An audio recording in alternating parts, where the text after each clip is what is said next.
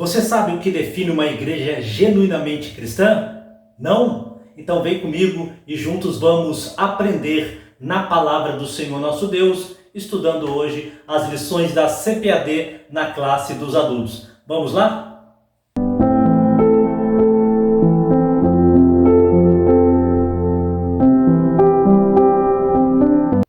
Olá meus irmãos, sejam bem-vindos ao canal Palavra de Vida. Sou o evangelista Alceu Júnior e hoje, dentro das lições bíblicas da CPAD, da classe dos adultos, estaremos estudando a lição de número 3. Quero convidar você para que esteja conosco durante esse tempo que estaremos estudando a Palavra de Deus, mas peço para você de antemão que você se inscreva aqui no nosso canal, que você ative o sininho das notificações e, se possível, compartilhe este conteúdo com mais pessoas. Amém? Vamos juntos?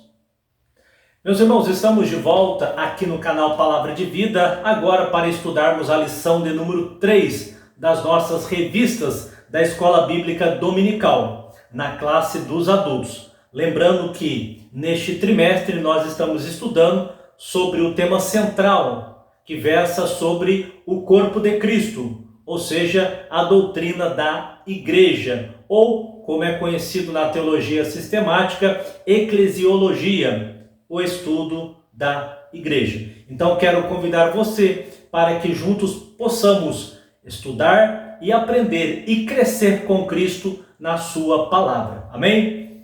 A lição que nós vamos estudar hoje, irmãos, é a lição de número 3, que traz por título A Natureza da Igreja. E dentro deste tema, a natureza da igreja, nós estaremos aprendendo o que é a igreja na sua essência, né? Já que nós vamos falar sobre a natureza da igreja, nós vamos aprender a igreja na sua essência e na sua dimensão. Amém? O texto áureo da nossa lição está lá na primeira carta de Paulo aos Coríntios, capítulo 12, versículo 12, que vai dizer o seguinte: porque assim como o corpo é um e tem muitos membros, e todos os membros, sendo muitos, são um só corpo, assim é Cristo também, né? Mais uma vez, Paulo, utilizando-se da figura do corpo para definir a igreja como o corpo de Cristo, mas também estabelecendo aqui a unidade da igreja, né? Embora um corpo tenha vários membros, mas fazem parte do mesmo corpo. Aqui nós identificamos uma dessas características da igreja, uma dessas unidades, né? Ou melhor, uma dessas naturezas da igreja, que é a unidade, né? Que nós vamos aprender juntos aqui ao longo desta aula. A verdade prática, irmãos, diz o seguinte: conhecendo a igreja em sua natureza, nos conscientizamos da importância de fazer parte dela, né? Isso aqui é fundamental, irmãos. Uma vez que nós tenhamos essa consciência do que é a igreja, na sua essência e na sua dimensão, quando compreendermos isso, passaremos com certeza a dar muito mais importância para a igreja de Cristo, porque nós fazemos parte do corpo de Cristo, que é a sua igreja, né? O texto bíblico em classe está registrado na primeira carta de Paulo aos Coríntios, capítulo 12, o versículo 12 ao versículo de número 27. 1 Coríntios, capítulo 12, versículo 12 ao versículo 27. Nós não vamos ler o texto hoje, irmãos, para ganharmos tempo aqui na nossa videoaula, até para que o vídeo não fique muito extenso.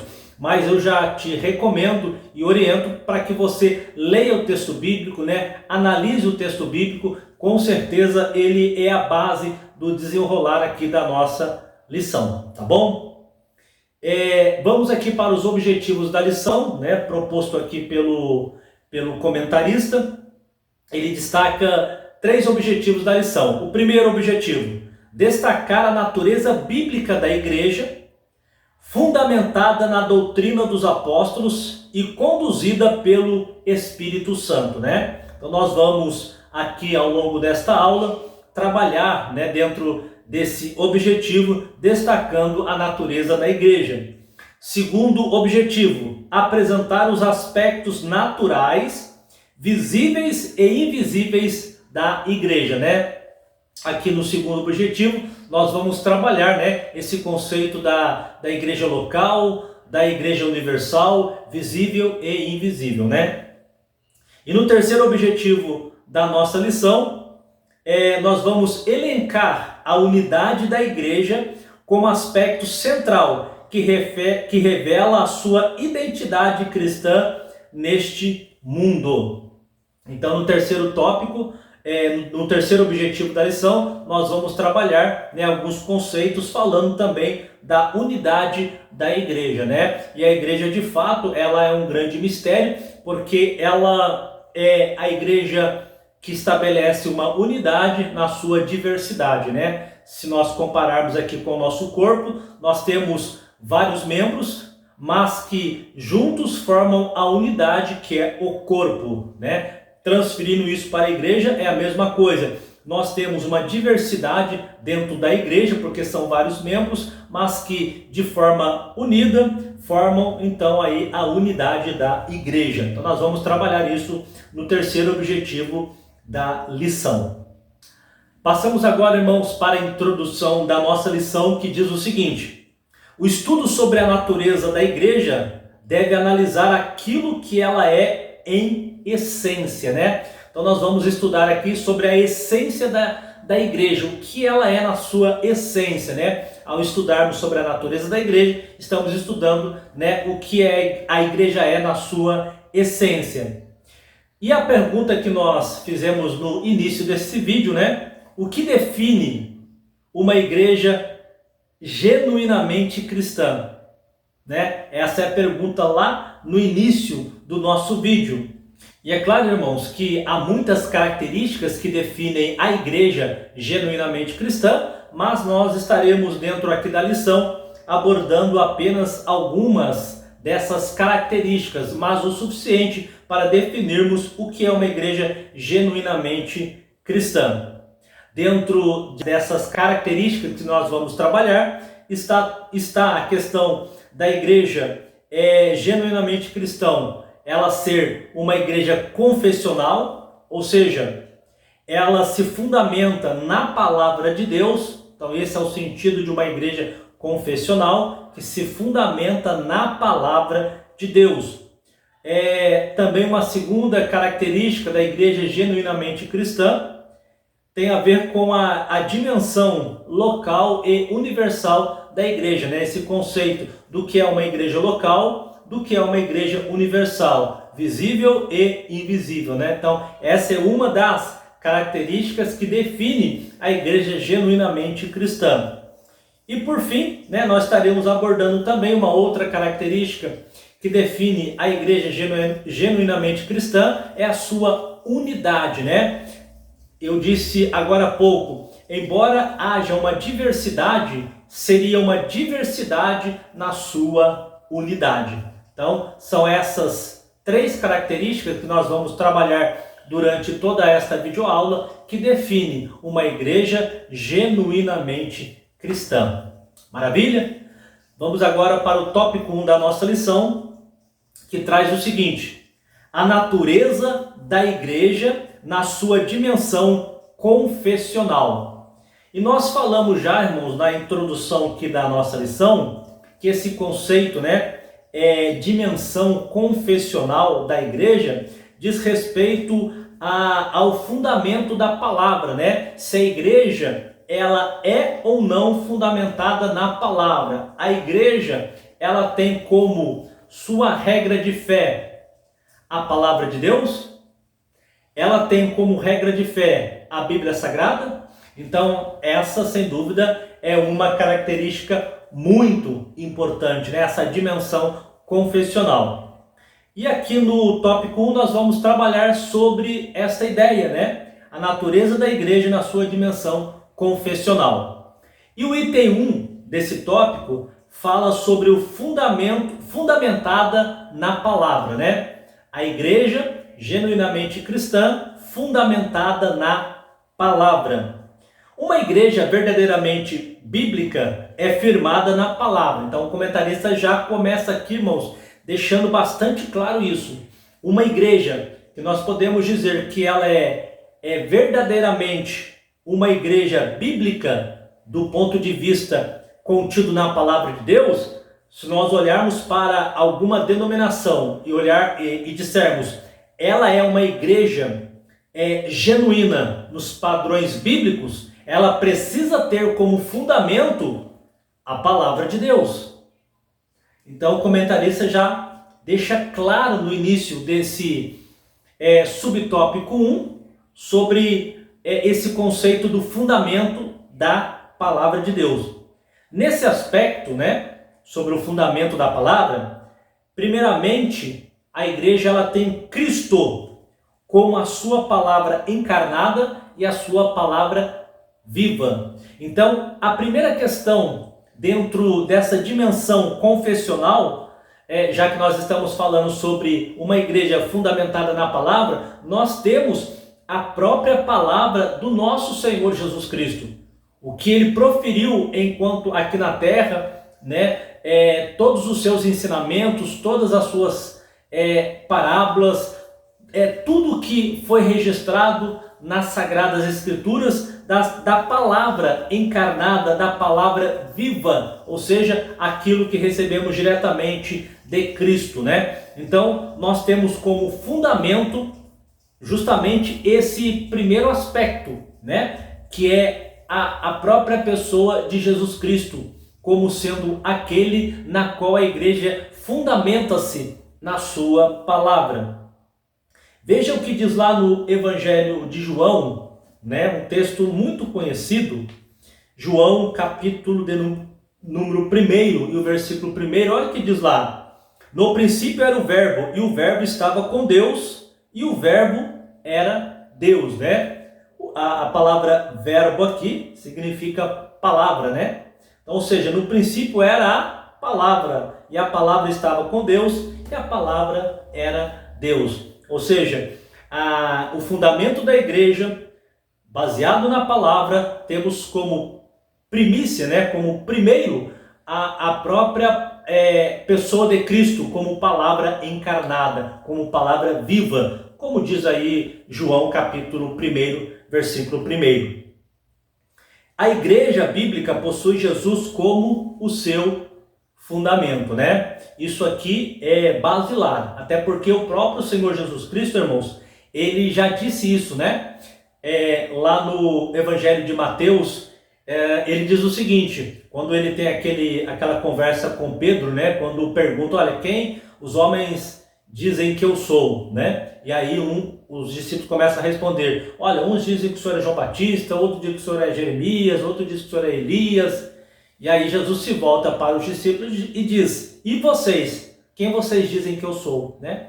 E aí Pedro tem aquela revelação de Deus, dizendo, tu és o Cristo, o Filho do Deus vivo, né? E aí Jesus vai falar sobre o fundamento da igreja, né? Olhando para Pedro, dizendo, Pedro, tu és Pedro, uma pedra menor, né? E sobre esta pedra que sou eu, né? Uma pedra maior, uma rocha, edificarei a minha igreja. Então veja que o fundamento da igreja, ela é na pessoa de Jesus, porque o próprio Jesus disse isso, né? Que nele haveria de se edificar a igreja de nosso Senhor e Salvador Jesus Cristo. Então o fundamento da igreja, ela é na pessoa de Jesus.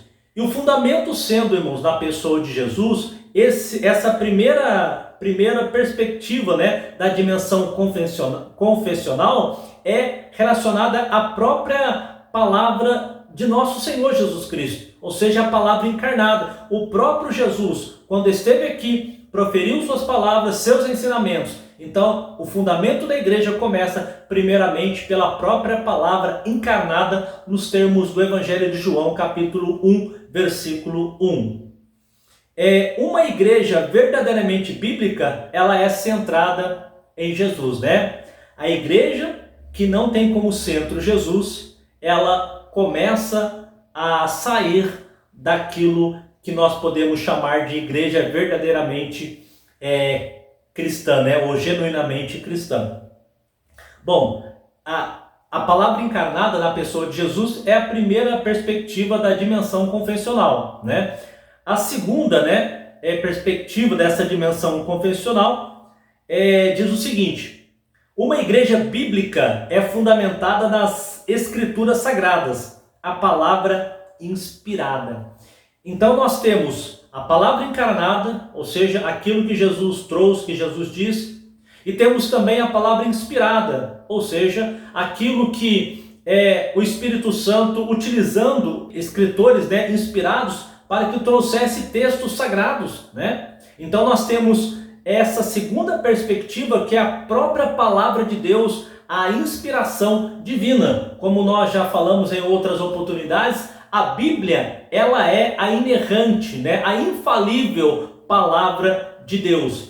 Então nós cremos na inspiração da Bíblia, nós cremos no que está escrito aqui, porque entendemos, né, como já em outras oportunidades já fizemos aqui comentários, de que a Bíblia, embora tenha sido escrita por cerca de 40 homens de culturas diferentes, ela é a palavra de Deus, ela é a Bíblia Sagrada, ela é o texto sagrado, tá? Então nós temos essa primícia, e dentro dessa perspectiva está a nossa segunda dimensão confessional, né? Que é justamente ter a palavra de Deus como palavra inspirada, né? No qual a igreja se estabelece e se fundamenta. Então até aqui, irmãos, nós trabalhamos dentro da dimensão confessional a palavra encarnada, né? Ou seja, o verbo que se fez carne, falando da pessoa de Jesus, a palavra viva, e também falamos aqui nessa segunda perspectiva sobre a Bíblia Sagrada, né? A palavra inspirada, o texto deixado aqui por diversos escritores, tendo, né, o nosso reconhecimento como palavra de Deus. Em cima disso, a igreja ela é fundamentada, né? Veja aqui uma coisa interessante. Não existe igreja verdadeira sem Jesus. Não existe igreja verdadeira sem Jesus. E não há igreja verdadeira sem fundamentação bíblica. É justamente dentro dessas duas perspectivas que nós estamos trabalhando aqui, né? Não há igreja verdadeira se Jesus não for o fundamento dela. Se ela não estiver fundamentada na pessoa de Jesus. E não há igreja verdadeiramente bíblica ou genuinamente bíblica, se ela não for fundamentada na palavra, se a palavra de Deus não for o fundamento, a regra de fé dela, não há, né, como nós estabelecermos uma igreja verdadeiramente bíblica, genuinamente bíblica, se ela não tiver fundamentado na palavra de Deus, né? Então, dentro da dimensão confessional, nós estamos trabalhando aqui o fundamento da palavra. O segundo item, ainda dentro da natureza da dimensão confessional da igreja, mas o segundo item vai trabalhar sobre habitada pelo Espírito, né? Ou seja, a igreja, além de ser fundamentada na palavra, ela também é habitada pelo Espírito Santo. A igreja é habitada pelo Espírito, né? Dirigida e capacitada por Ele. Então isso aqui é uma coisa muito importante, irmãos. Quando Jesus subiu, Jesus disse: olha, eu vou ao Pai, né? Vou voltar, mas não vos deixarei órfão, mandarei outro. E a palavra outro, ali descrito na Bíblia, no original quer dizer outro da mesma natureza. Ou seja, se Deus Filho voltou, o Deus Espírito Santo desceu. Ele desceu justamente para ficar na igreja, habitar dentro de nós, né? Então nós temos aqui, dentro dessa dimensão confessional, nós temos que o Espírito Santo habita na igreja. E se ele habita na igreja, ele dirige a igreja e ele capacita a igreja, né? Ou seja, nós sabemos então que a igreja ela tem uma direção, ela não está perdida na história, ela é guiada né, guardada e preservada por Deus. Eu digo isso, irmãos, porque a igreja vive em constante ataque, né? Ou seja, ataques externos à igreja. Muitas ideologias surgindo, muita pressão externa, né, para tentar sufocar a igreja. Mas tudo isso, irmãos, isso de fato aconteceria. Mas nós precisamos pensar que sendo a igreja dirigida pelo Espírito Santo, guiado pelo Espírito Santo, ele que está dentro da igreja, conduzindo a igreja, nós devemos ficar despreocupados, fazendo a nossa parte sim, mas confiando de que a igreja, ela marcha adiante. Até porque o próprio Senhor Jesus Cristo disse, né, lá no Evangelho de Mateus, que as portas do inferno não prevaleceriam contra a sua igreja. Então nós cremos que a igreja está em boas mãos, amém? Ainda, né, dentro do item 2 aqui, nós estamos falando sobre o Espírito habitando na igreja, né? Nós temos que ter em mente, então, que o Espírito Santo é a força motriz da igreja. É o Espírito Santo, irmãos, que alavanca a igreja. Quando nós olhamos para o início da igreja primitiva, nós vemos a atuação dinâmica, direta do Espírito Santo, promovendo o crescimento da igreja, né? Levando lá os apóstolos, a igreja, a cumprirem o ID de nosso Senhor e Salvador Jesus Cristo. Hoje não é diferente. Hoje a força motriz da igreja, ela continua sendo o Espírito Santo de Deus. Amém? E dentro disso, né, nós temos a obra do Espírito Santo. Ela começa com o convencimento do pecador. Se o Espírito Santo é a força motriz da igreja, nós precisamos lembrar que quem convence o homem do pecado, da justiça e do juízo é o Espírito Santo de Deus. Então essa obra, essa força motriz do Espírito Santo, quando nós pregamos a palavra, quando nós cantamos, né, adoramos a Deus lá, o Espírito Santo, ele começa a trabalhar na igreja, estabelecendo um convencimento daqueles que adentraram a igreja, que ainda não se entregaram para Cristo, né? E sabemos exatamente disso, que é o Espírito Santo quem convence o homem do pecado, da justiça e do juízo. Essa é a obra do Espírito Santo de Deus, amém? Ou seja, o Espírito Santo convence o ser humano do pecado, produz a obra da regeneração. Tudo isso quem faz é o Espírito Santo. Por quê? Porque o Espírito Santo habita na igreja, né? O Espírito Santo habita na igreja. E é por isso, irmãos, que nós devemos e precisamos orar sempre a Deus. Pedir para Deus, que o teu Espírito Santo tenha liberdade na igreja para ele poder atuar, para ele poder fazer a obra que é própria dele, convencer o pecador. Quando nós pregamos, irmãos, não é pela sua retórica, não é pela sua capacidade argumentativa que o pecador vai aceitar a Cristo como Salvador. Não é pela sua palavra, mas é pela palavra na qual Deus utilizou você. Você é apenas uma ferramenta, né? Apenas no bom sentido, né? Porque isso é uma grande coisa, né? Mas somos apenas uma ferramenta.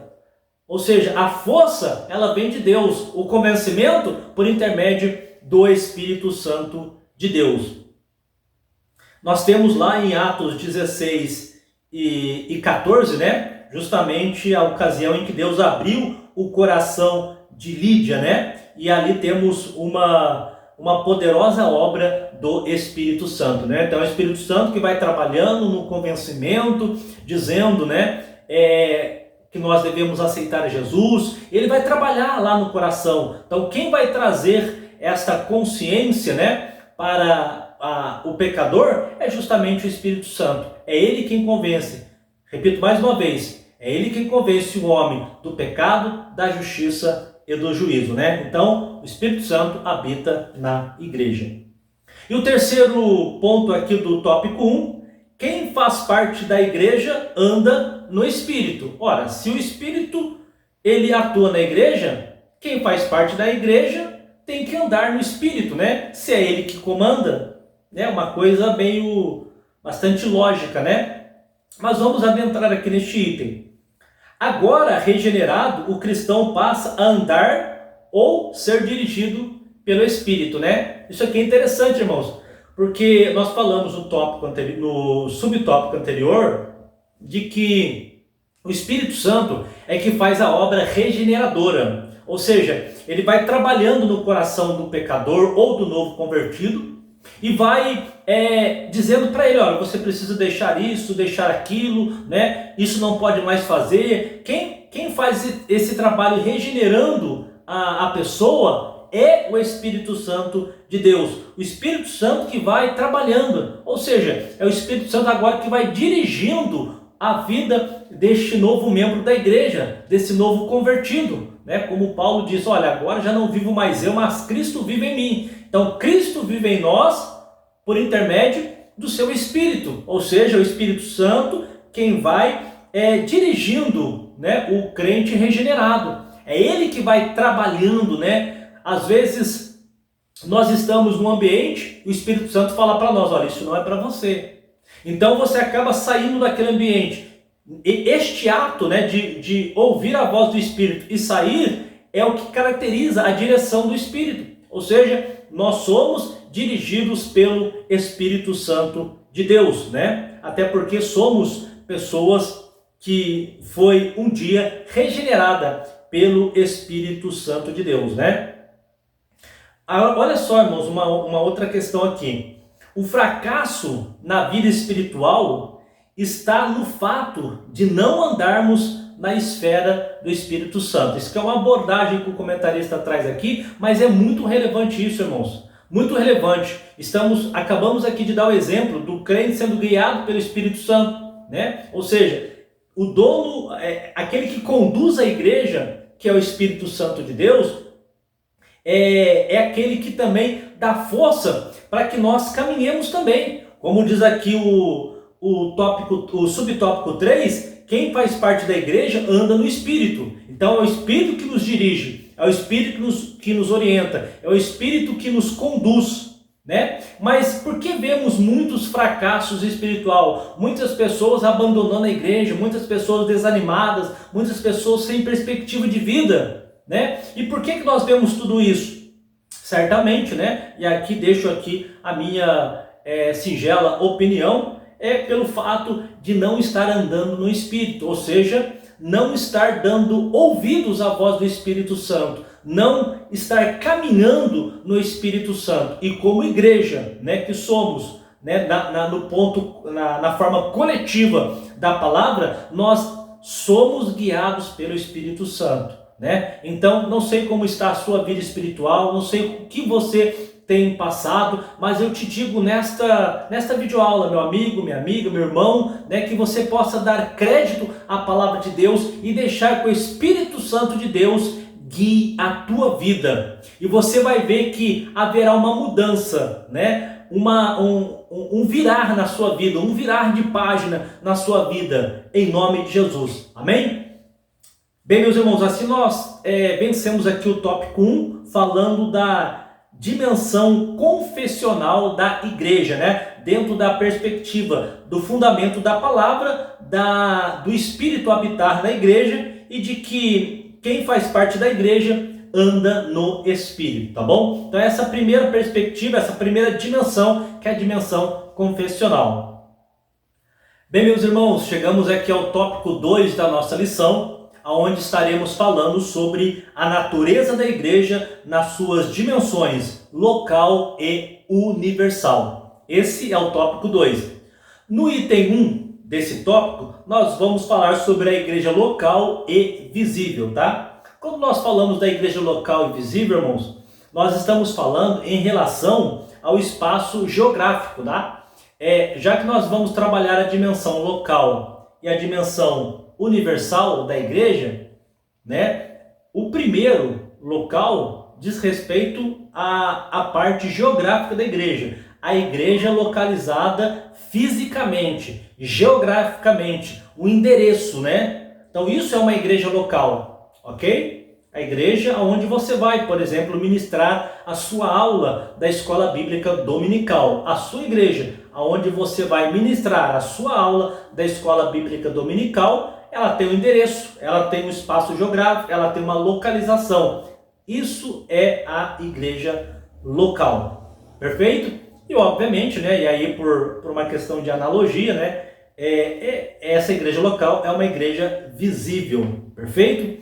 Nós temos, por exemplo, lá em 1 Coríntios 1 e 2, né, Paulo dizendo o seguinte: a igreja de Deus que está em Corinto.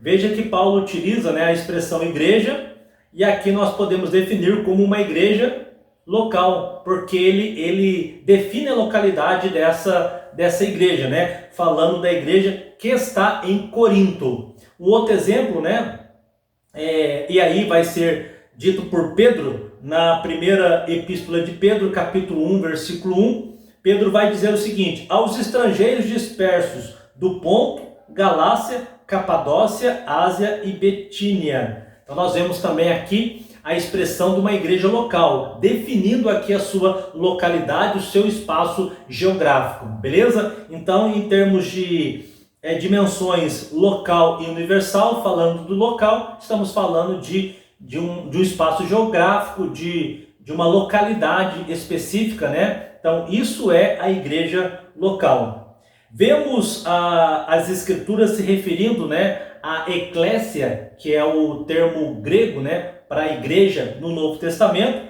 Ela se referindo, né, à eclésia como a comunidade dos crentes, situada em diferentes locais, né? Então, quando nós vimos no Novo Testamento a expressão eclésia, né, dentro do texto sagrado, ela se refere a uma comunidade em local específico, tá? Então, essas características, irmãos, perfazem, obviamente, a igreja local. Então, acredito que isso não tenha dificuldade para ninguém nesta compreensão. Maravilha?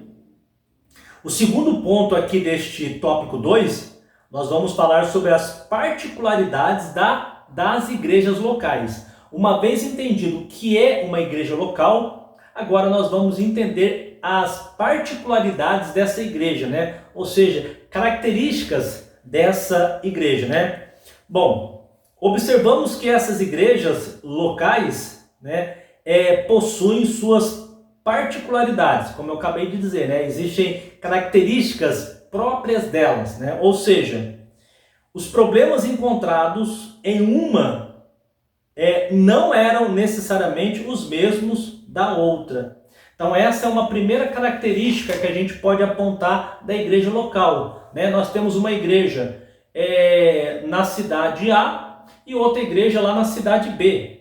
A igreja da cidade A é uma igreja local, a igreja da cidade B é uma igreja local. Então o que o comentarista está trazendo para nós aqui como particularidade dessa igreja local? Os problemas que tem aqui não necessariamente são iguais aos que estão aqui.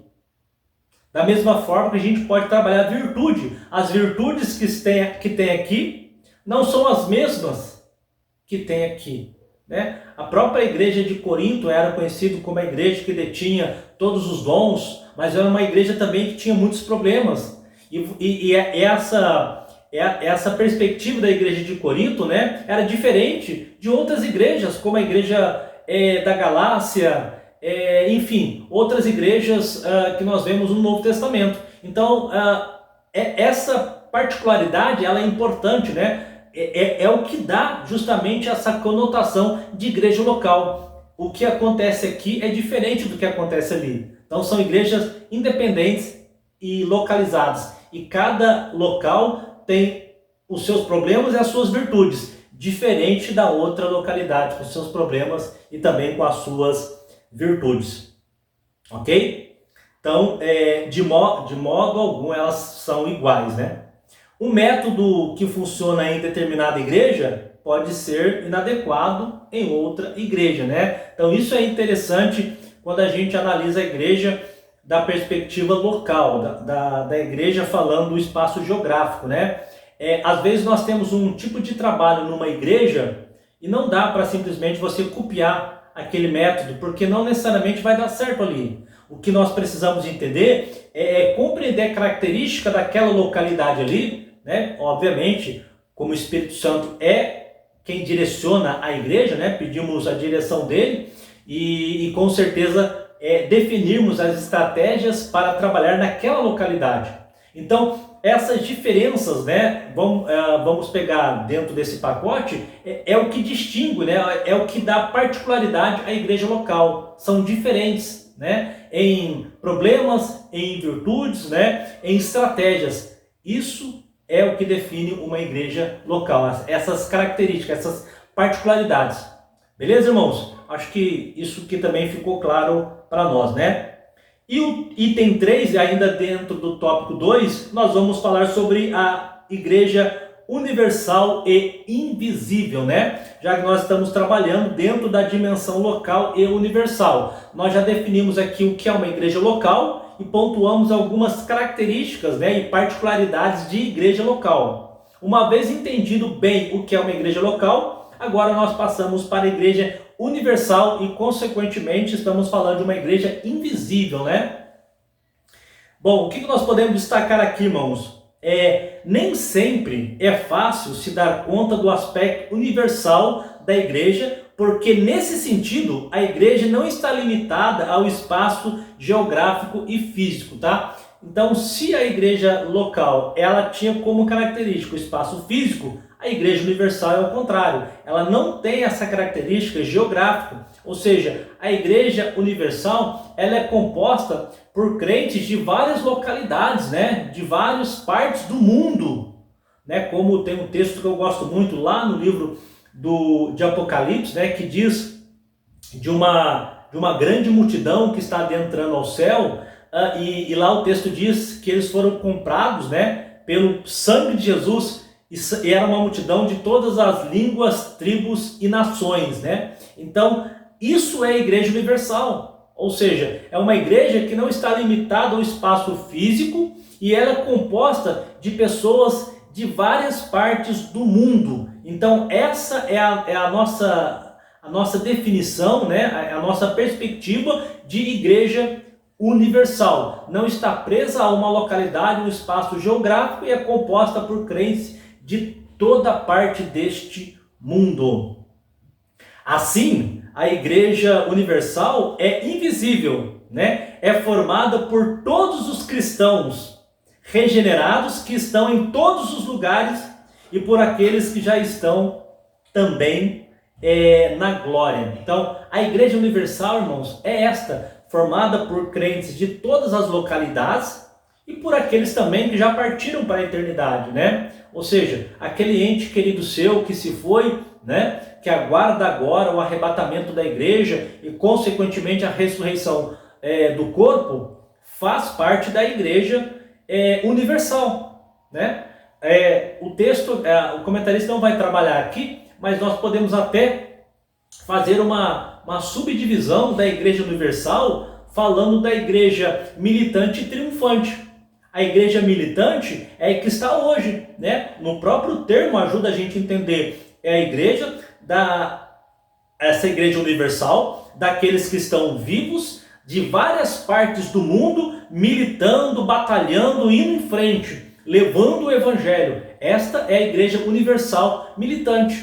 Mas também, por outro lado, tem a igreja universal triunfante, ou seja, aqueles que morreram em Cristo estão aguardando, né, o grande dia aí do arrebatamento da igreja, né, que é a igreja universal triunfante, tá bom? Mas o conceito aqui de igreja universal, eu acho que ficou claro para a gente que não está restrito a um espaço geográfico, beleza? E é composta de crentes de todas as localidades, como diz lá o texto de Apocalipse, de todas as línguas, tribos e nações.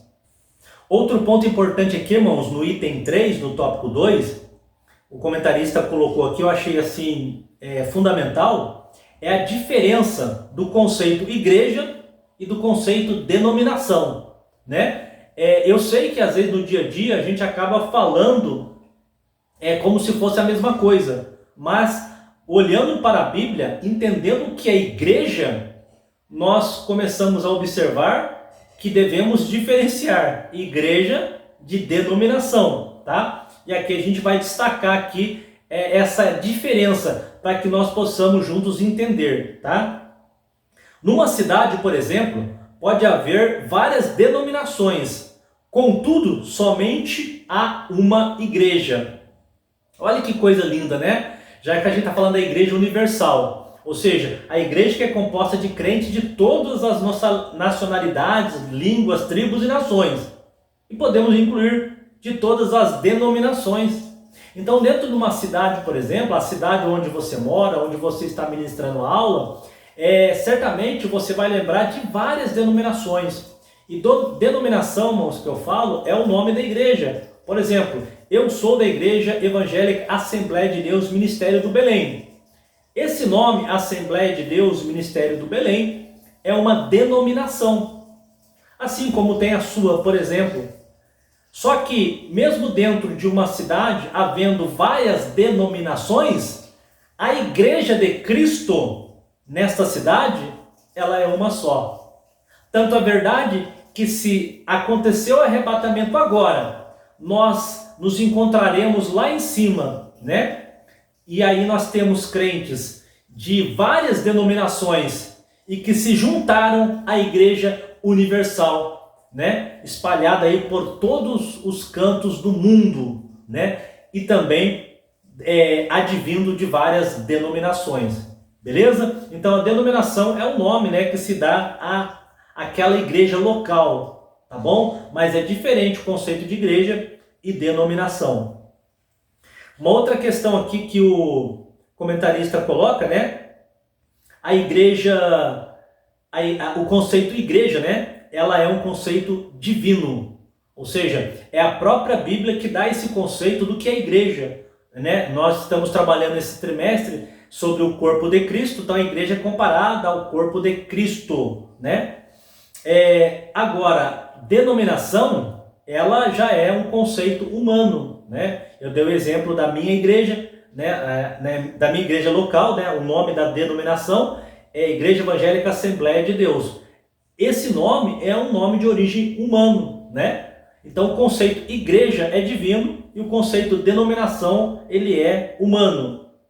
O conceito denominação, ele é temporário, ou seja, pode ser que aquele nome, daqui a algum tempo, não exista mais, né? Porque pode passar, pode desaparecer, pode fechar, enfim. Mas a igreja não, a igreja ela é eterna, a igreja vai permanecer, né? Então a denominação pode passar, mas a igreja ela não pode passar, ela não vai passar, porque ela foi projetada, faz parte do plano, né?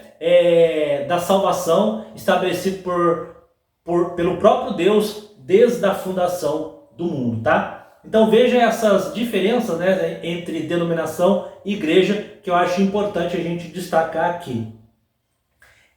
Nem todo grupo que se diz cristão pode ser visto como fazendo parte da igreja, né? Isso aqui é uma outra questão, irmãos, porque infelizmente isso é bíblico também, né? A Bíblia vai dizer que o joio ele nasce junto com o trigo, né? Então nós temos, infelizmente, dentro das denominações, pessoas grupos, né, que se intitulam cristão, né? Se intitulam igreja. Mas quando você entende a natureza da igreja, você vê que aquele grupo não tem nada de igreja, porque foge, né? Não tem nem a palavra de Deus como o seu fundamento.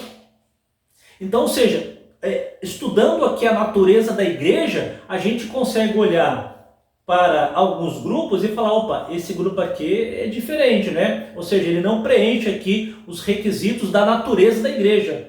E uma vez não preenchendo os requisitos da natureza da igreja, ele não pode ser considerado igreja do ponto de vista bíblico, tá bom? Agora, o que fará com que uma igreja ou denominação seja cristã, né? O que vai fazer uma igreja ser a igreja genuinamente cristã? É a sua fidelidade a Cristo e as Escrituras Sagradas. Então, independente da denominação, se a regra de fé for a Bíblia, for o que Jesus ensinou, né, e tiver como fundamento a palavra, nós podemos dizer que é uma igreja genuinamente cristã. Agora, se o fundamento não for a palavra, o Espírito Santo não habita nela, não tem como, né, nós considerarmos essa igreja como uma igreja genuinamente cristã do ponto de vista bíblico, tá bom? Então, assim, irmãos, nós destacamos o que é o conceito de uma igreja universal e invisível, tá? uma igreja composta de várias pessoas, várias línguas, tribos e nações, beleza? E diferenciamos aqui o conceito de igreja e denominação, né? Igreja é eterna, né? Igreja é divina, denominação é humana e ela é temporária, tá bom? Meus irmãos, agora chegamos ao tópico 3 da nossa lição, né? Nós vamos trabalhar no tópico 3 sobre a seguinte perspectiva: a igreja na sua dimensão comunitária. Nós vimos até agora, né, a dimensão confessional da igreja, né, o fundamento da palavra de Cristo, da Bíblia, né, a igreja habitada pelo Espírito Santo. Nós vimos a segunda dimensão, que é a dimensão da igreja local e da igreja universal. Vimos o conceito do que é a igreja local, do que é a igreja universal, né? E a diferença entre igreja e denominação. Agora, a terceira dimensão é a dimensão comunitária, né, da igreja. E dentro dessa dimensão comunitária da igreja, o primeiro item é trabalhar a ideia da a igreja, ela é una, né? Ou seja, é uma coisa só. Então esse sentido da palavra una, né? Ou seja, é única, não há uma divisão ali, é só aquilo, é aquilo mesmo, né? É uma unidade. Então, dentro dessa questão, né, nós podemos pontuar que esse termo una significa que a igreja, ela é o quê? Indivisível. Não dá para dividir a igreja. E quando a gente pensa que a igreja é indivisível, né, você pode perguntar assim, mas peraí, se a igreja é indivisível, por que nós temos várias denominações? Né? Já que você trabalhou aí no tópico anterior a questão da denominação. Nós temos várias denominações, aí não é divisão? Né? Bom, vamos por parte, né? O primeiro conceito aqui de igreja una, ou seja, igreja onde ela é indivisível, nós estamos falando, obviamente, da igreja universal, tá bom? A igreja universal que é invisível, aquilo que nós falamos, composta de pessoas de várias tribos, línguas e nações espalhadas pelo mundo todo. Essa é a igreja una, a igreja indivisível, né? Então, dentro dessa perspectiva, irmãos, e de fato, a igreja que vai subir no arrebatamento da igreja é uma igreja só, não são duas igrejas. Cristo não vai arrebatar a igreja A e a igreja B. Cristo vai arrebatar a sua igreja. Então, dentro da perspectiva da igreja universal, da igreja invisível, essa característica é fundamental, ela é una, né? E por que isso é importante, irmãos? Que, infelizmente, tem muitas pessoas, né, até mesmo dentro do seio da igreja, né, que acabam se divergindo com outros, né? Já não conversam mais, né? É difícil de liberar o perdão e às vezes a gente fica pensando, né? Poxa, será que lá no céu vai ter duas igrejas, né? Porque se dentro da igreja local elas não se falam, essas pessoas, como é que vai subir lá para cima, né? Como é que vai lá para o céu? Como é que vai acontecer o arrebatamento da igreja, né? São questões aí, práticas do dia a dia, que a gente precisa tocar no assunto, né? Para que haja reflexão. A igreja é uma só. A igreja, ela é indivisível. Ela é una. Quando a trombeta soar, irmãos, todos nós nos encontraremos nos ares para estar para sempre com o Senhor. A igreja universal, invisível, única. Tá bom? Essa é a primeira perspectiva da dimensão comunitária da igreja, que a igreja ela é una. Paulo deixa bem claro, irmãos, que uma igreja verdadeiramente cristã não pode haver divisão no corpo de Cristo, né? Aí nós já passamos para o conceito da igreja local, né? Então Paulo dá essa orientação, porque se ele trata a igreja como o corpo de Cristo, né? E nós vemos na perspectiva aqui do tópico 2, que há a igreja local e a igreja universal. Então, falando da igreja local, Paulo está orientando aqui, ó, ele deixa bem claro, né, que uma igreja verdadeiramente cristã não pode haver divisão no corpo, né? Ou seja, dentro lá da sua igreja local, não pode ter divisão, não pode ter discórdia, não pode ter oposição. Nós temos que trabalhar juntos e unidos em prol do reino de Deus, né? E sabemos, irmãos, que dentro dessa questão da unidade da igreja local, deixo bem claro mais uma vez, né? O conceito de unidade trazido pelo comentarista no início, dizendo que é indivisível, fala-se a respeito da igreja universal, tá? Porque não há duas igrejas que vai ser rebatada, é uma só. Agora, dentro da igreja local, nós temos que tomar um cuidado, e Paulo orienta isso com relação à divisão que há dentro da igreja, tá? Porque muitas vezes pode acontecer, sim, questões ali internas que acaba dividindo, né? E olha só que o comentarista traz para nós aqui também. Como o diabo ele não consegue contra a igreja por meio de perseguição, ele consegue por intermédio da divisão. Então olha só que estratégia que o inimigo utiliza, né? Às vezes, né, pela perseguição que a igreja sofre, me parece que às vezes dá o efeito contrário, porque a perseguição ela une mais a igreja. Há uma união em propósito, em oração para livramento, né? Então, como não há resultado no que diz respeito à perseguição, o que o inimigo das nossas almas ele está colocando ou projetando aqui contra a igreja local, né? Se não há êxito na perseguição, ele vai por intermédio do quê? Da divisão. Essa divisão, ela acontece por quê? Porque um quer puxar para um lado, outro quer puxar para o outro, e quando não há esse entendimento, essa unidade ali na igreja local, aí acaba se dividindo, né? Nós sabemos que um reino dividido, ele não subsiste, né? Infelizmente. Então nós devemos evitar, irmãos. Nós devemos evitar, né? O que nós devemos evitar dentro da igreja? Devemos evitar o partidarismo, as preferências e os exclusivismos, tá? Tome cuidado com isso, para que não haja divisão dentro da igreja local, tá? Porque entendamos, irmãos, somos corpo de Cristo. E como corpo de Cristo, nós não podemos estar divididos. Como corpo de Cristo, temos que estar unidos, tá? Dentro da sua igreja local, que você possa dar a mão para o seu pastor, para o seu líder e caminhar juntamente com ele, tá? Que não haja essa preferência de partidarismo, que não haja essa preferência de exclusividade. Não, o nosso objetivo é um só, irmãos. Nosso objetivo é o céu.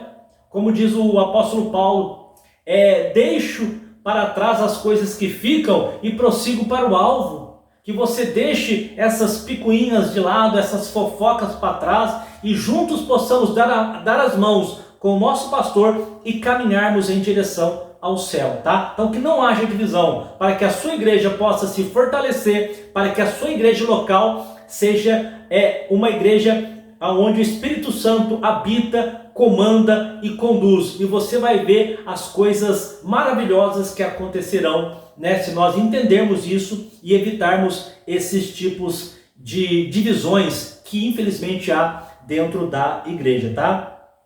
Tudo isso, irmãos, que eu disse, se quisermos preservar a unidade da igreja local, tá? Se nós queremos preservar a nossa igreja local como uma igreja abençoada, como uma igreja que vai fazer parte da igreja universal, né?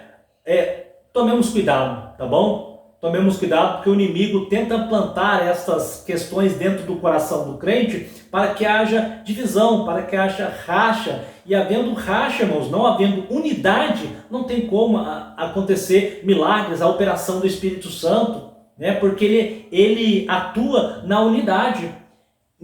Entendamos que são várias pessoas, são diversas pessoas, mas essa diversidade, ela tem que formar uma única igreja local, a unidade. E para que sejamos uno ali na igreja local, não pode haver partidarismo, exclusividade, preferência. Bacana? Então nós trabalhamos aqui, irmãos, no item 1 do tópico 3, dizendo que a igreja é una, né? Começamos falando da igreja universal. Essa é indivisível, é uma igreja só que vai subir no arrebatamento da igreja, composta de várias denominações, mas também deixamos aqui um cuidado, né, para que a igreja local, para que não haja divisão dentro da igreja local. E para que não haja divisão dentro da igreja local, porque aí compromete o corpo de Cristo, nós temos que evitar, né, como nós comentamos aqui, partidarismo, preferências e exclusividade, né? Exclusivismo, tá? Cuidado com isso dentro da igreja. Só assim poderemos preservar a unidade da igreja local, tá bom? No item 2 agora do tópico 3, nós estaremos trabalhando a unidade da igreja, tá? Isso aqui é um conceito bastante interessante, irmãos, porque lá em Filipenses capítulo 2 e o versículo 2, Paulo vai dizer o seguinte, né? Completai o meu gozo. Paulo dizendo para a igreja de Filipe, né? Completai o meu gozo, para que sintais o mesmo, tendo o mesmo amor, o mesmo ânimo, sentindo uma mesma coisa. Olha só que coisa interessante, né? Você consegue perceber aqui a unidade da igreja, né? Ou seja, imagine só a sua igreja local. Vamos fazer aqui um exercício, né, com a nossa mente. A sua igreja local. Imagine essa orientação do apóstolo para a sua igreja local, né? Que na sua igreja local haja o mesmo gozo, ou seja, todos tendo a mesma felicidade, né? Sentindo a mesma coisa, sentindo o mesmo amor, tendo o mesmo ânimo. Imagine só, na sua igreja local, o seu pastor fala para você, olha, amanhã nós temos culto de oração. Imagine só toda a igreja lá, o seu pastor falando para você, amanhã nós temos escola bíblica dominical, e todo mundo lá. Olha, tal dia é culto de ensino, culto de doutrina da palavra, e todo mundo lá. Isso, né, esses exemplos que eu dei aqui, é a perspectiva do mesmo ânimo.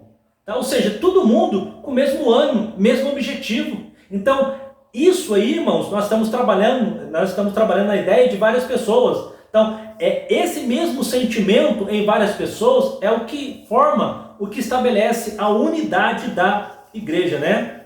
Então, nós vemos aqui o anseio do apóstolo Paulo pela unidade da igreja. Então é isso que nós devemos pensar, né? É essa perspectiva de igreja, ou seja, nós entendemos que devemos andar unidos, né? E essa unidade, ela diz respeito no modo de pensar, agir, sentimentos, né? Ânimo, ok? Não dá para de repente alguém falar, puxar de um lado, né? E a outra pessoa puxar do outro lado porque pensa diferente. Não há unidade aí.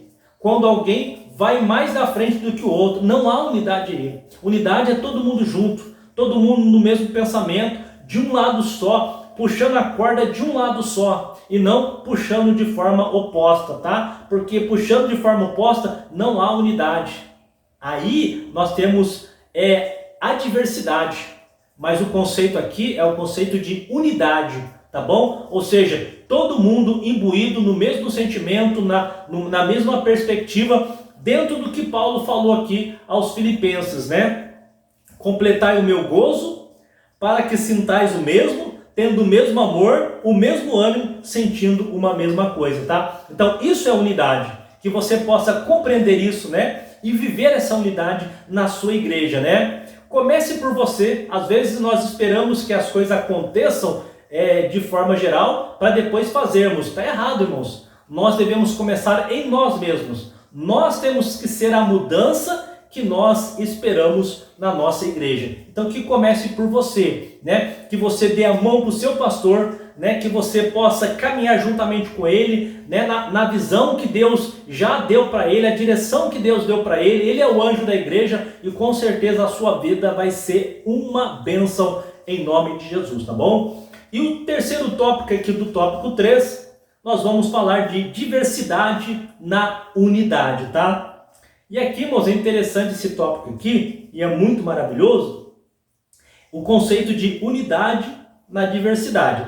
Então, a primeira coisa que eu quero pontuar aqui é dizer que unidade não é uniformidade. O conceito uniformidade é uma coisa e unidade é outra, tá? Se você pensar, por exemplo, numa fábrica, várias pessoas têm o mesmo uniforme. Daí a palavra uniformidade, né? A mesma roupa, camisa igual, né? Calça igual, de repente lá o calçado igual, todo mundo igual. Então, essa padronização chama-se uniformidade. Então, na igreja, irmãos, não existe uniformidade. Até porque nós estamos falando de pessoas, de seres humanos, né? Seres humanos diferentes. Então, na sua igreja local, você tem aquela pessoa que é mais tranquila, aquela pessoa que é mais agitada, aquela pessoa que é mais dinâmica, aquela que é um pouco mais parada, né? Ou seja, são características diferentes. Então, não tem como estabelecer uniformidade, porque estamos falando de indivíduos. Não há indivíduos iguais aos outros. Não há uniformidade. O que deve haver, e é um conceito diferente, é unidade. Ou seja, aquela pessoa é introvertida e aquela outra pessoa extrovertida, que são personalidades diferentes, são diferentes, não são uniformes ali, mas estabelece a mesma unidade. Por quê? Porque dentro da igreja eles caminham no mesmo objetivo, cada um dentro das suas características pessoais, mas mantendo a unidade do corpo, porque estão caminhando junto com o pastor, né? Estão trabalhando lado a lado. Então veja que uniformidade é diferente de unidade, beleza? Então, entendido, né, a diferença entre uniformidade e unidade, nós temos o seguinte: o cristão, ele deve buscar esse tipo de unidade, né? Não uniformidade, mas unidade, mesmo pensamento, tudo mais, né? Para ficar bem claro, irmãos, né, essa questão da unidade, até para você ter isso em mente, nós podemos, por exemplo, pensar na Trindade, né? A Trindade são pessoas diferentes: Deus Pai, Deus Filho e Deus Espírito Santo. Perfeito? Então isso é uma doutrina basilar da igreja, doutrina da Trindade. Então nós temos a Trindade: Deus Pai, Deus Filho, Deus Espírito Santo, né? Naquele famoso texto, quando Jesus é batizado, nós temos Jesus ali nas águas sendo batizado, tá? O Pai lá em cima dizendo: este é meu Filho em quem me comprazo. O Espírito Santo em forma corpórea de uma pomba descendo sobre Jesus ali sendo batizado. Então ali nós temos a figura, né, no mesmo plano da Trindade: Deus Pai, Deus Filho e Deus Espírito Santo.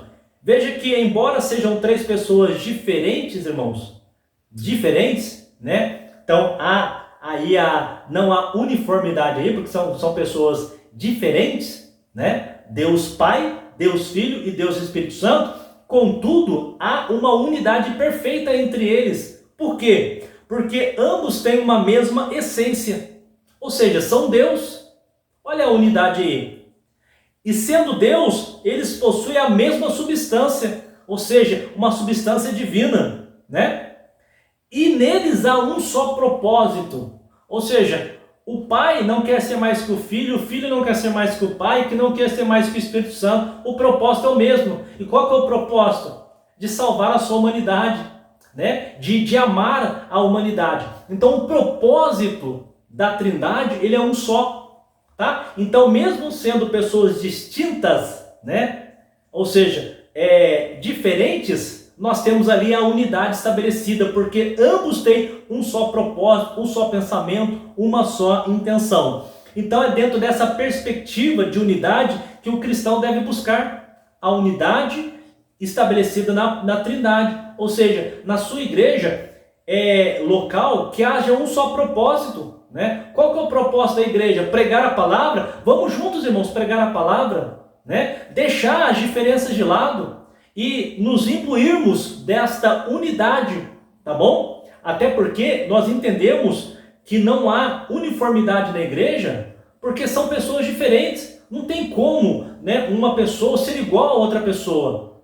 Não tem como, porque se fosse igual seria algo uniforme, né? Pensa bem na igreja, todo mundo andando da mesma forma. Isso não existe, né?